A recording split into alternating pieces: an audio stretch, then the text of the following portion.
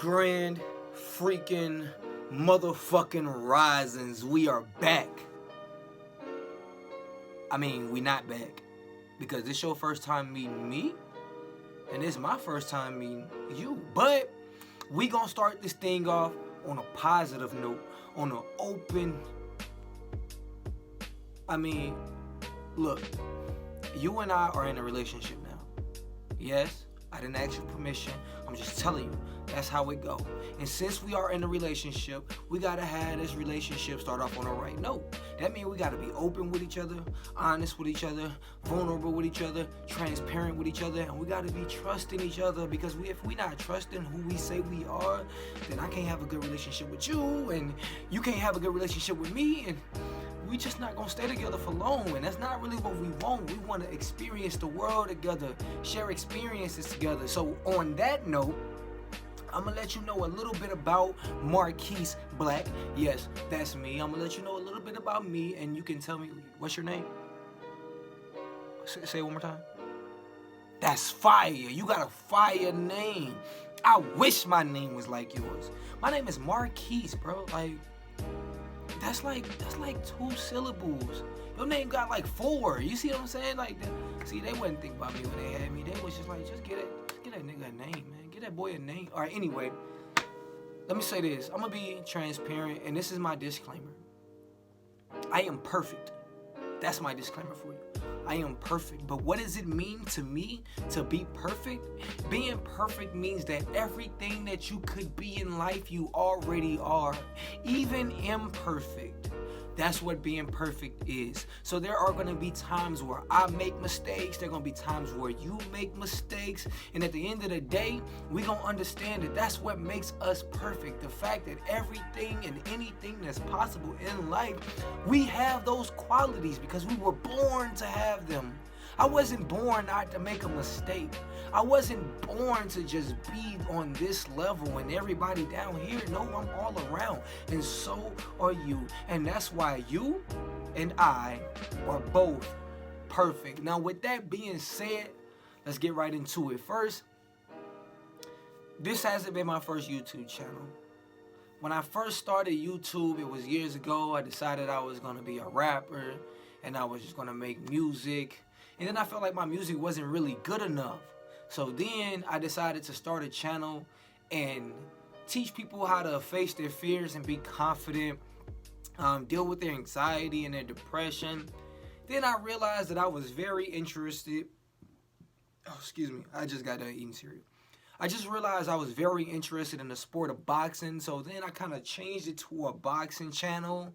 And I just felt like it wasn't taking off fast enough because I was too impatient. So I made another music channel and I said, you know what, this is going to be my official music channel. And then I decided, well, you know what, I still want to teach people how to be confident, and I want to share my experiences with them because I like to talk a lot and I like to teach. So here I am again on my music channel trying to share my experience with you again. So with that being said, I've just been all around the place. And then I thought, I can't really decide on what I want to do. So why don't I just do everything? You know what I mean? Like, since I do everything I want to do in my real life, what makes it such a crime for me to have a YouTube channel where I'm doing the same thing, whether it's boxing, whether it's sharing my life experiences with people, whether it's sharing my music, or any of those things? That's my authentic self. That's who I really, genuinely am in real life. And I shouldn't be over here trying to give you just one side and make it seem like I'm a certain way. No, I got so many talents and I might as well just share them all in the most genuine, organic fashion possible. So that's what brings you here, and that's why I'm here. So with that being said, this is my first blog on this channel, and we're going to call this channel the 48 Laws of Black. What does that mean? It's only a figure of speech, and it just means that whatever is on my mind, I'm going to share it with you because I am Marquise Black, and the 48 laws just represent different thoughts, ideas, emotions, feelings, whatever it may be. And that's just the best way I can present it to you, the most organic me possible given to you. You're welcome. All right. With that being said, I'm going to share a very personal experience with you about one of my experiences in my life. I will try not to make it long, but this video, I'm going to be honest, this video going to be like 20 minutes long because I like to talk a lot. But anyway, let's say, this video is long overdue. Let's say about 4 years ago, has it been 4 years? It was 2019, it was back in 2015. I was dealing with a lot of depression at the time, and I never realized that I was dealing with depression for over 10 years. Literally dealing with depression for over 10 years, but I had no idea that I was dealing with depression because I didn't know what it looked like. If you don't know what it looks like, you would have never identified it.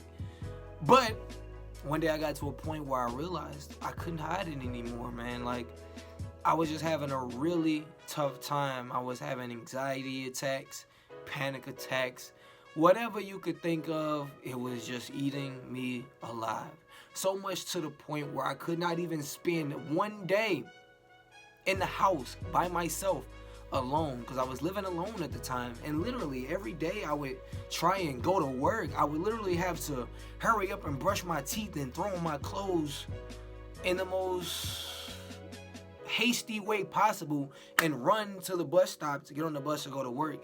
And even being on the bus just around a whole bunch of people just gave me anxiety. And it made me feel good to be around other people. I was really scared of being alone, but I was kind of embarrassed that I was having this anxiety.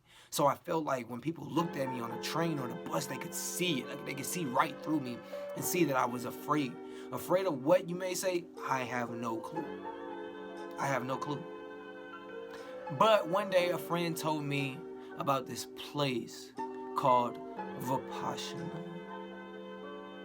Vipassana. I said it that way because this may be the most sexy word you've heard in a long time. And yes, there is hope. There is hope, because there was hope for me. So that's why I'm here to share my experience with you in the hopes and wishes and thoughts of sharing my experience with somebody else. And it may possibly, hopefully, prayers up, help somebody else. All right. So a friend told me about this place called Vipassana. Vipassana is like a meditation camp. It was ran by S.N. Goenka, rest his soul. He passed from here in 2013. But he teaches you a form of meditation. It was a meditation that was originated by Buddha about 2,500 years ago. Vipassana means to see things as they truly are. Let me say that one more time. To see things as they truly are. So I was kind of skeptical about going because he said, it really changed his life. My friend said this when he told me about Vipassana, and he said it would really help me with my anxiety. And he said that Vipassana is a place that will cure you of your mental illness. Now, it's not a place where if you got like schizophrenia or something like that, it's just gonna make your schizophrenia go away. But it's a place where it makes you aware of your negative emotions. And if you become aware of your negative emotions, then it teaches you how to deal with your negative emotions. To see things as they truly are, not as you would like them to be. So that's what it was. And the way he described it just made it sound so interesting. And he just came back radiating positive energy and just such on a spiritual good level and just radiating these positive vibes that I felt like I had to go. But with me and my anxiety and my depression, I just felt like I couldn't. I was afraid. But let me tell you why I was afraid. Because Vipassana is a 10-day retreat. It is 10 days long. And when you go to Vipassana, there is absolutely no talking. It is complete silence. Yes, that's right. You heard it right. You cannot talk for 10 whole days. Now think about it. I already told you that I was afraid to be alone. Now you're telling me that I gotta go somewhere where I've never been before for 10 days and not talk to anybody? That's gonna send me into a full-blown attack. You know what I'm saying?